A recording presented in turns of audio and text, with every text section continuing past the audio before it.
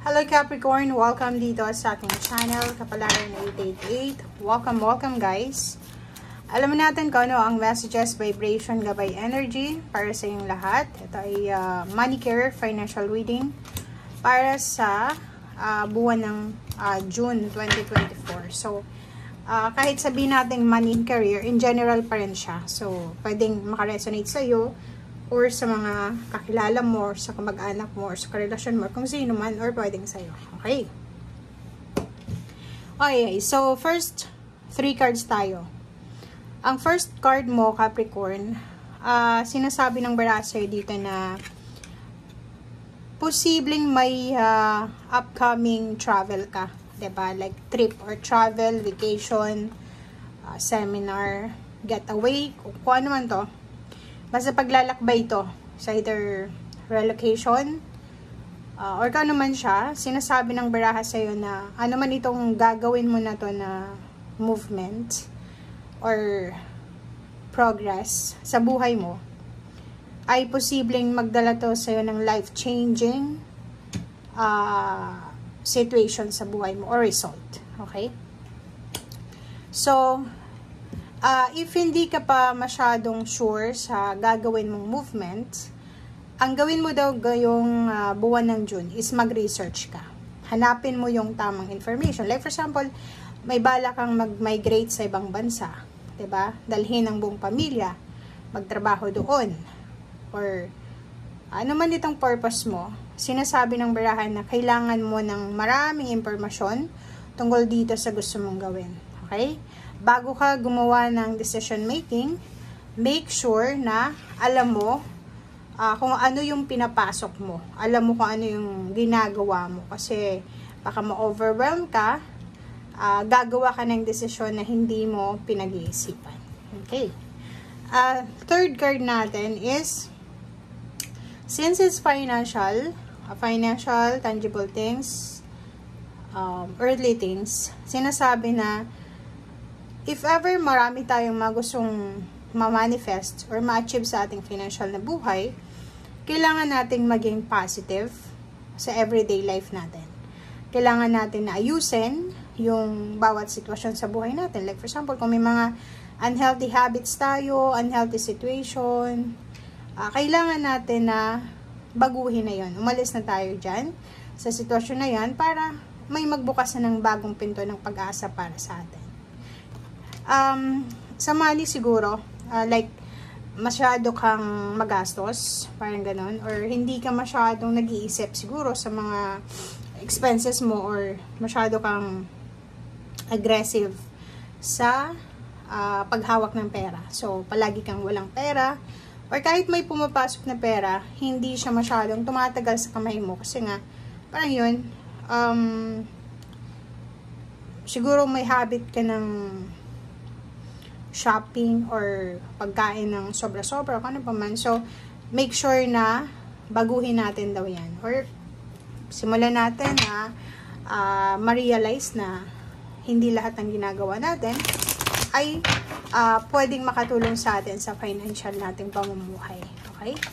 Sa kahit anong area sa buhay, may mga unhealthy tayo na mga actions. So, yun ang kailangan mo iwasan ngayon na buwan ng June. Okay? So, yun.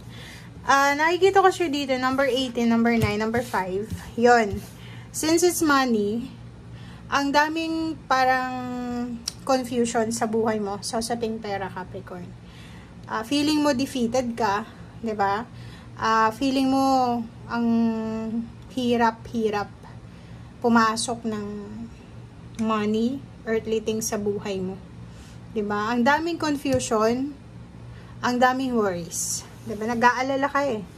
Nag-aalala ka kung ano yung posibleng mangyari sa iyo sa susunod na mga araw, buwan na taon, or posibleng nag-aalala ka sa kasalukuyan mong sitwasyon kasi nahihirapan ka. Sobrang conflict, sobrang defeated yung pakiramdam mo. Siguro kung may trabaho ka, feeling mo lahat ng ginagawa mo sa trabaho, rejected, lahat ng project na ginagawa mo, hindi nagugustuhan ng mga katrabaho mo or ng employer mo or ng boss mo, parang ganun. So, nakikita natin dito na hirap kang intindihin kung ano yung next move or next na step na gagawin mo, okay? And itong shadow na to, hindi ka makapag-desisyon. Parang ang hirap gumawa ng desisyon kasi yung trauma na nararamdaman mo, yun ang pwedeng nagiging dahilan kung bakit nahihirapan ka na mag-desisyon. Natatakot kang mag-fail, natatakot kang bumalik sa dati, natatakot ka din para sa future, and at the same time sa kasalukuyan. Okay? Number 9, material harvest. Sinasabi ng bara sa'yo dito, huwag kang masyadong matakot.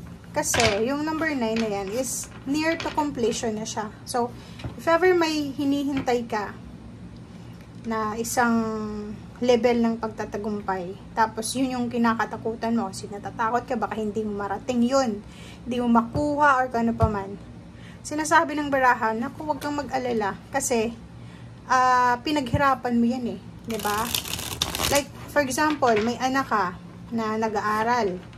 Tapos natatakot ka baka hindi siya makagraduate, baka hindi siya makapaghanap ng trabaho. Eh yung ginawa mo yung best mo para sa kanya, and if ever man hindi siya makapagtapos ng pag-aaral, nasa kanya na 'yon, 'di ba?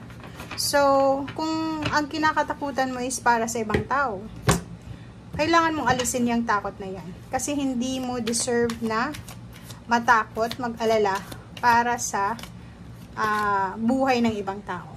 Diba? 3 of Swords, nasasaktan ka or pwedeng natatakot ka na mag-fail nga, masaktan. Kaya ayaw mong sumubok or ayaw mong magsimula. Diba? Sabi ng bara sa'yo dito, kailangan mo na daw natanggapin kung ano yung katotohanan. Harapin natin ang kinakatakutan natin. If maraming mga offers sa'yo ng financial, tapos yung rason mo kung bakit hindi mo siya tinatanggap is dahil nga takot ka or feeling mo hindi mo deserve yung ganon. Sabi sa'yo ng baraha dito, nako, it's time na para umalis tayo dyan sa mindset na yan. Tanggapin natin. Mag-fail ka man, mag-succeed ka man sa buhay, panalo ka pa rin. Kasi bakit? Pag nag-succeed ka sa buhay, marami kang magigain. Pag nag-fail ka din, marami ka din magigain. Kasi yung experiences, yung lessons na ibinigay sa'yo ng failure na yon is malaking bagay yun para hindi mo na ulitin sa susunod. 'Di ba? Iwasan mo yung kapit ka lang sa takot mo, sa fear. Alisin mo yan. Ang 9 of Cups, isipin mo na yung motivation kasi parang kulang kasi motivation sa ngayon. So, ang kailangan mo sa ngayon is i-motivate yung sarili mo. I-motivate mo yung sarili mo na imaginein mo na nandun ka na sa tuktok ng tagumpay. Na masaya. Emotionally, masaya ka kasi nakuha mo yung tagumpay. So, imaginein mo yung sarili mo doon. So, sabi sa'yo ng Queen of Cups, and then Death card, oras na para tapusin mo yung mga bagay-bagay sa buhay mo na sobrang nagiging dahilan para hindi mo mapasok yung talagang overall success sa buhay mo. May mga success ka din, may mga tagumpay ka din na nararanasan, pero hindi talaga yung overall kasi mayroon kang naiiwan dyan na takot. Mayroon kang takot, mayroon kang pag-aalala and regrets, parang ganun. So, kailangan mong pag-isipan ito ngayong buwan ng June. If ever man na ano man itong kinakatakot mo, i-comment mo sa comment section. Pare-pareho kayo ng mga Capricorn mo ng takot. Okay? Thank you guys. Bye!